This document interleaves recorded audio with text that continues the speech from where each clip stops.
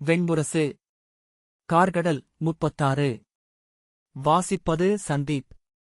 புறவியில் பாய்ந்து வந்து துச்சகனின் உடலெங்கும் குருதி நனைந்திருந்தது.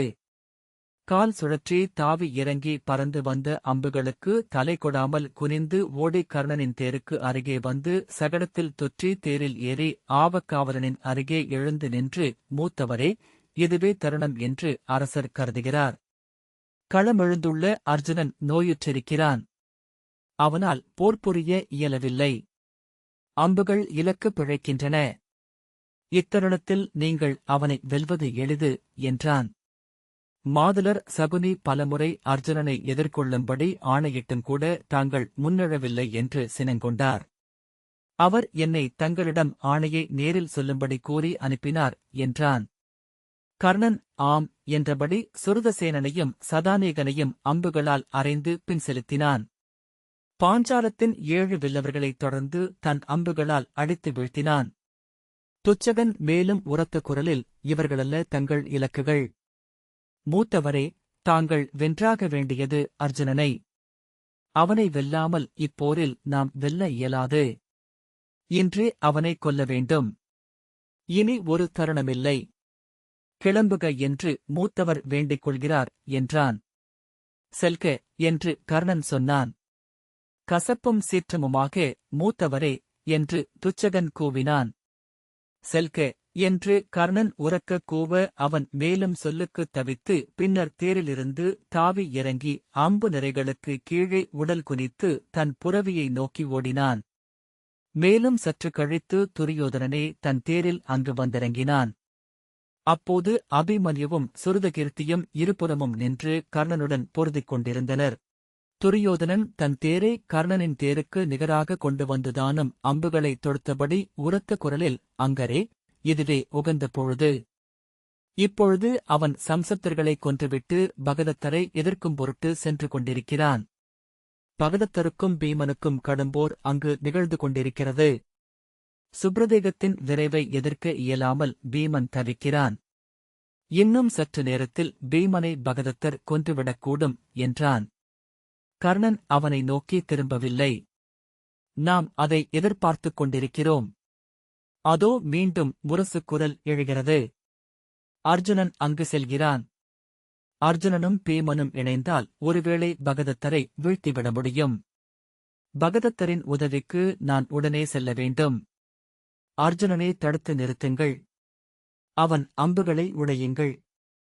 இக்களத்திலேயே அவனை கொன்று வீழ்த்துங்கள்.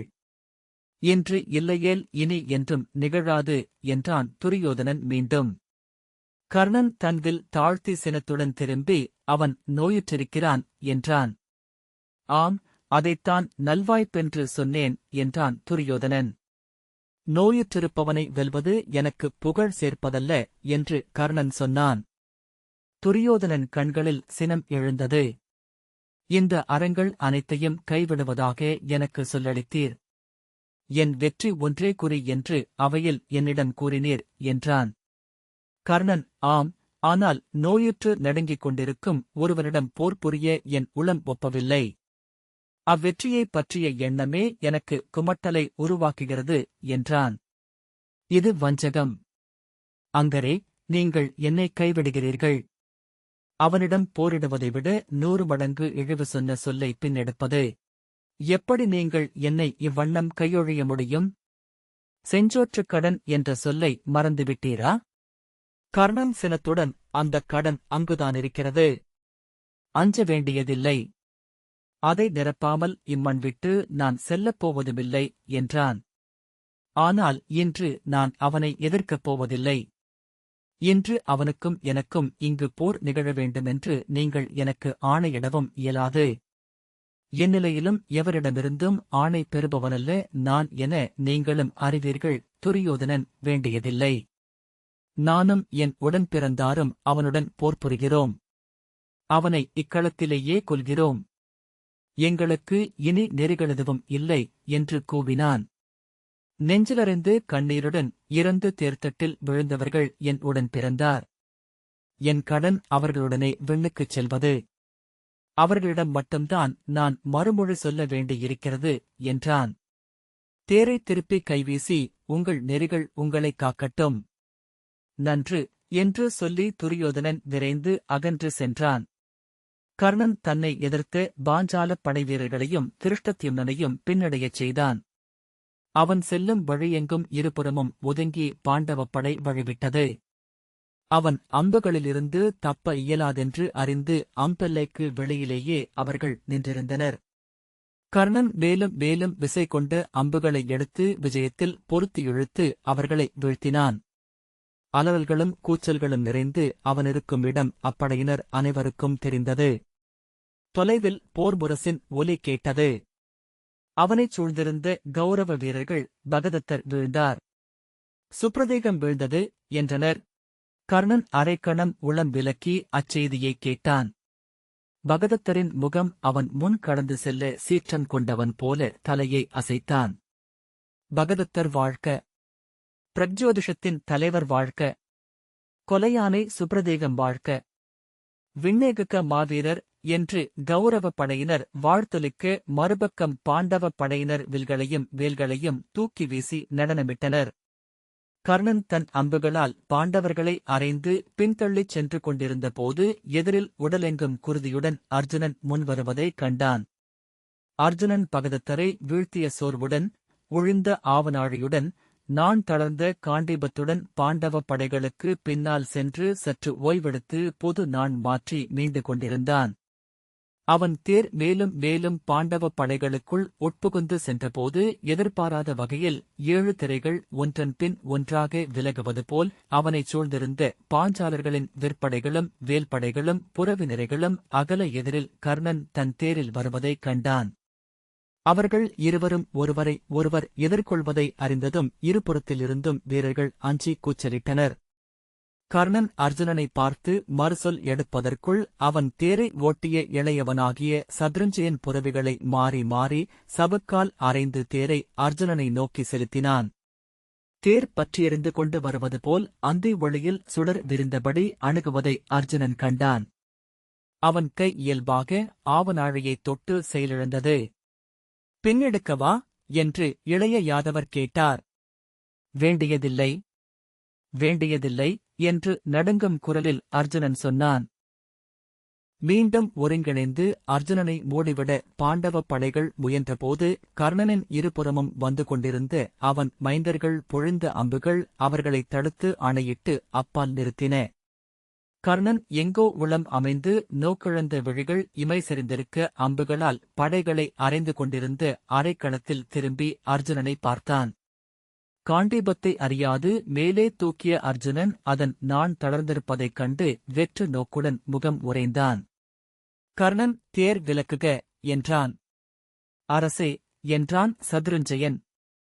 இளையோனே தேரை விலக்கு என்று அழுத்தமான குரலில் கர்ணன் சொல்ல சத்ருஞ்சயன் தேரை இழுத்து விலக்கி கௌரவப் படைகளை நோக்கிக் கொண்டு சென்றான். கர்ணனைத் தொடர்ந்து வந்து கொண்டிருந்த மைந்தர்களும் அவ்வாறே தேர்களை திருப்பி கௌரவர்களின் மையப்படையை நோக்கி செல்ல அவ்விடைவெளியை நிரப்பியபடி பாஞ்சாலர்களின் விற்படைகளும் விராடரின் வேல்படையும் கிராதர்களின் காலாட்படையும் வந்து மூடி அர்ஜுனனை அப்பால் கொண்டு சென்றன. மிகத் தொலைவில் யானைச் சங்கிலி கொடி நுடங்க பொற்தேர் அகன்று செல்வதை அர்ஜுனன் பார்த்தான். தேர்த்தட்டில் ஓங்கி காலால் உதைத்து காண்டீபத்தை அரைந்து வீசிவிட்டு பீடத்தில் அமர்ந்து கைகளால் தலையை பற்றிக் கொண்டு அவன் விம்மி அழுதான். கடிவாளங்களைப் பற்றியபடி பின்னால் திரும்பிப் பார்த்த இளைய யாதவர், ஏன் துயருகிறாய்? உனக்கு உயிர்கொடை அளிக்கும் வாய்ப்பு அவனுக்கு கிடைத்தது. அதற்கு மேல் இந்நிகழ்வுக்கு பொருளேதுமில்லை என்றார். இத்தருணத்திற்குப் பின் நான் எதை அடைந்தாலும் அதற்கு பொருளேதுமில்லை யாதவரே. இக்கணம் வரை என் முதன்மை எதிரியாக எண்ணியிருந்தவன் இவன். இவனை கொன்றாலொழிய நான் வீரனல்ல என்றும் இவனைக் கொல்லும் களத்திலேயே விண்ணவனின் மைந்தன் என்று ஆவேன் என்றும் எண்ணியிருந்தேன். தோற்றது நான் மட்டுமல்ல, விண்ணவர்க்கு இறைவனாகிய எந்தையும்தான். பிறந்து பிறந்து என்றும் நிகழும் இப்போரில் மீண்டும் எந்தை தோற்றிருக்கிறார் என்றான். என்றும் தேவர்களே இறுதியாக வெல்வார்கள் என்று இளைய யாதவர் சொன்னார். அதற்கு என்ன பயன்? அவ்வெற்றி இழிவு கொண்டது. இன்று அவனிடமிருந்து உயிரைக் கொடை எனப் பெற்றதும் நான் இறந்தேன். இனி வில்லவனென்றும் விண்ணோன் மைந்தனென்றும் சொல்லிக் கொள்வதில் என்ன பொருள் என்று அர்ஜுனன் கூவினான். போர்க்களத்தில் எதுவும் நிகழும். நன்று, தீது, மேன்மை, கீழ்மை அனைத்தும் இங்கு ஒன்றே. களத்தில் அனைத்து சொற்களும் அனைத்து உணர்வுகளும் நாம் கையாளும் படைக்கலங்கள் மட்டுமே என்று இளைய யாதவர் சொன்னார். அர்ஜுனன் மறுமொழி கூறாது தலையை கைகளில் தாங்கி உடல் குறுக்கி அமர்ந்திருந்தான். அந்தி சரிவதை அறிவுறுத்தும் முரசுகள் முழங்கத் தொடங்கின. பாண்டவ வீரர்கள் உரக்க கூச்சலிட்டு விற்களையும் வேல்களையும் வானில் தூக்கியெறிந்து வெற்றி கொள்வோம். வில்விஜயனுக்கு வெற்றி! இந்திரன் மைந்தனுக்கு வெற்றி! காண்டீபத்துக்கு வெற்றி! மின்கொடிக்கு வெற்றி! இந்திரபிரஸ்தத்திற்கு வெற்றி! யுதிஷ்டிரருக்கு வெற்றி என்று கூச்சலிட்டனர். அப்பால் கௌரவப் படையினர் சோர்ந்து தனித்து பிரிந்து செல்வதைக் காண முடிந்தது. கர்ணனின் தேர் சென்று நிற்க பாகன் பாய்ந்திறங்கி அவன் இறங்குவதற்குரிய படிப்பெட்டியை வைத்தான். கர்ணன் இறங்கி தன் வில்லை அருகே வந்த ஏவலனிடம் நீட்டி கையுறைகளை விரல்களால் கவ்வி உருவியபடி நடந்தான். தொலைவில் தனித்தேரில் துரியோதனன் செல்வதை பார்க்க முடிந்தது. கர்ணன் அவனை பார்த்தபின் அணுகிச் சென்றான். துரியோதனன் தேரிலிருந்து இறங்கி வெறுப்பும் துயரும் நிறைந்த முகத்துடன் அங்கேயே நின்றான். அருகணைந்ததும் பகதத்தர் கொல்லப்பட்டார் என்றான். கர்ணன் மறுமொழி சொல்லவில்லை. இது அவையில் அவர் உங்களை குலிழிவு சொன்னமைக்கான மறுசெயல் என்று என்னிடம் சொன்னார்கள். நான் அதை நம்ப அஞ்சுகிறேன். அவ்வாறு ஒரு சிறுமையை உங்கள் மேல் இதுவரை நான் சுமத்தியதில்லை. ஆனால் இன்று அதை என்னால் சுமத்தாமலிருக்கவும் இயலாது என்றான் துரியோதனன். என்மேல் எப்பழியையும் எவரும் சுமத்தலாம் என்று கர்ணன் சொன்னான்.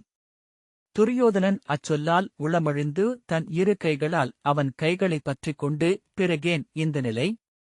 ஏன் இப்படி செய்ய நேர்ந்தது என்று உடைந்த குரலில் கேட்டான்.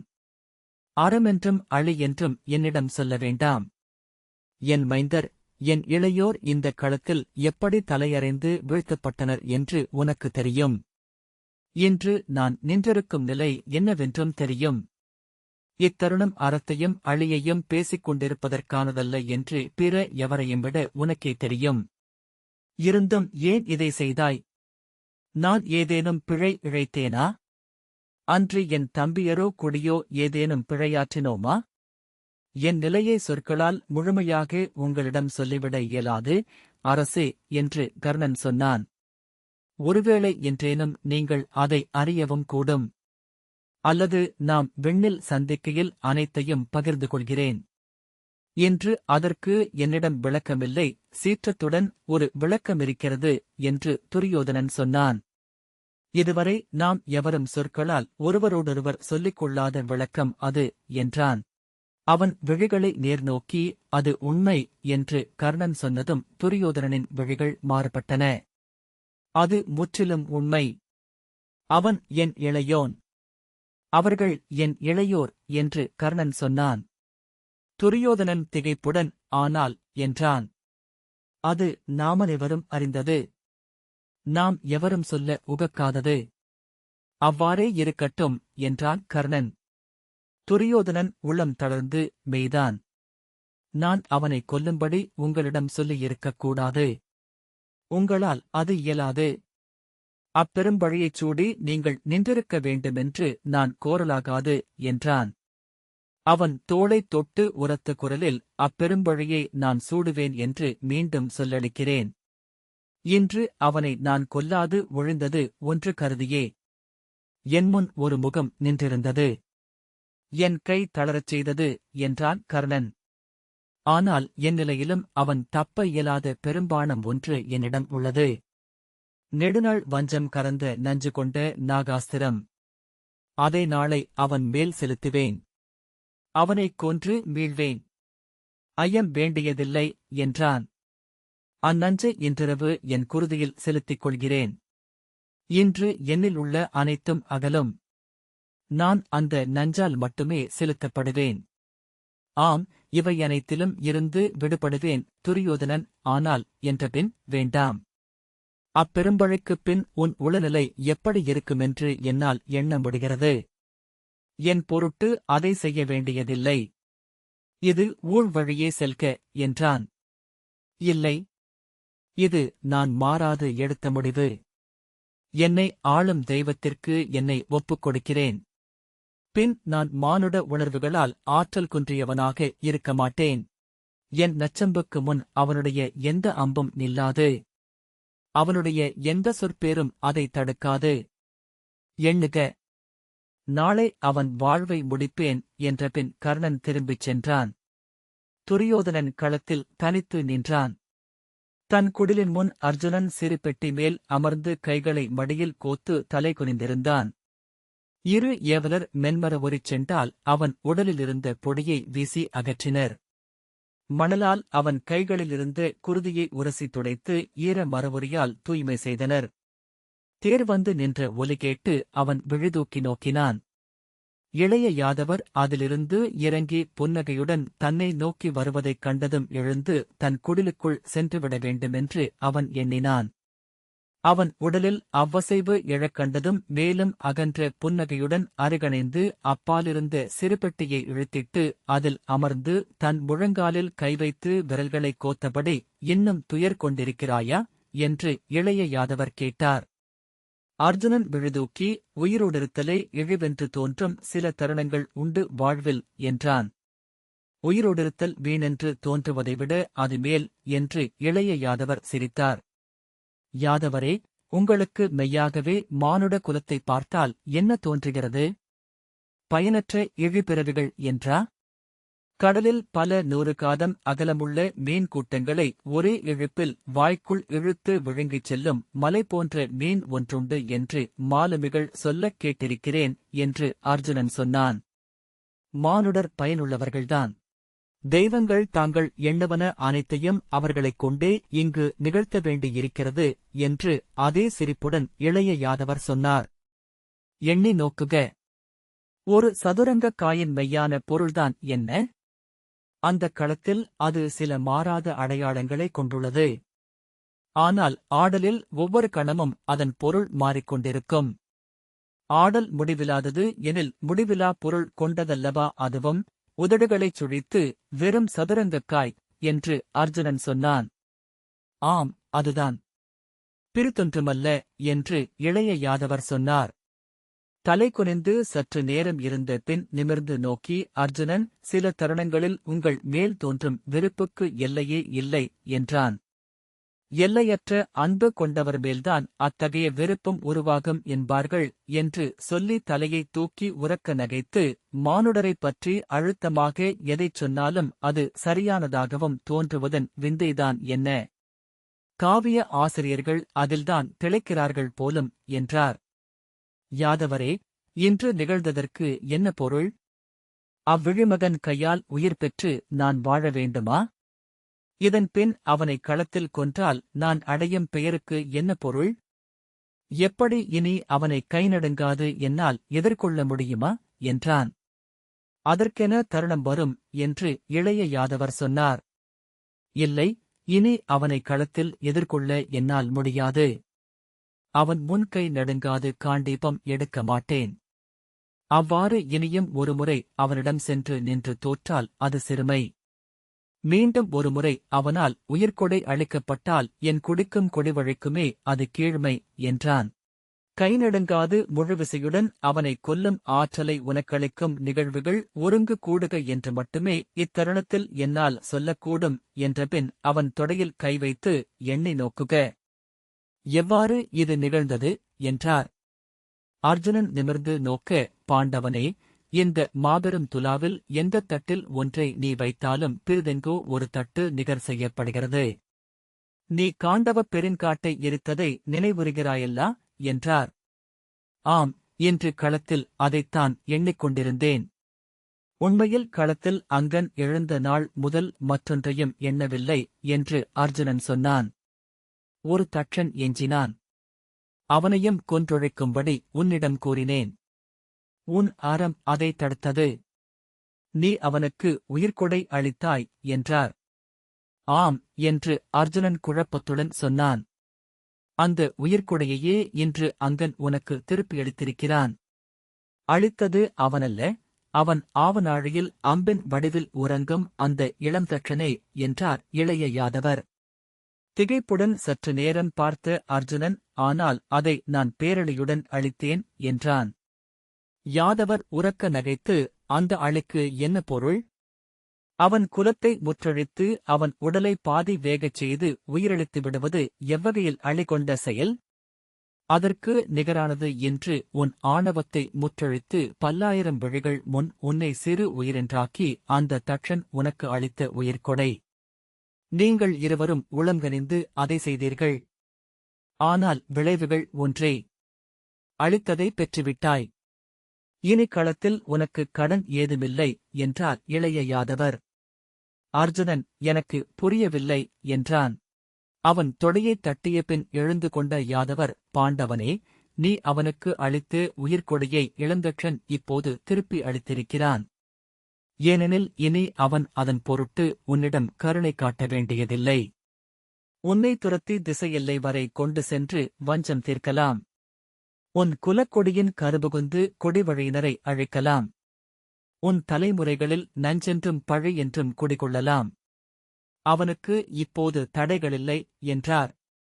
அர்ஜுனன் திகைத்து விழிகளுடன் நோக்கி அமர்ந்திருந்தான். அவ்வண்ணமே உனக்கும் இனி தடையில்லை என்றாகுக. அதற்கென தருணம் அமைக என்றபின் இளைய யாதவர் திரும்பிச் சென்று தன் தேரிலேறிக் கொண்டார். இந்த வாசிப்பை கேட்டதற்கு நன்றி.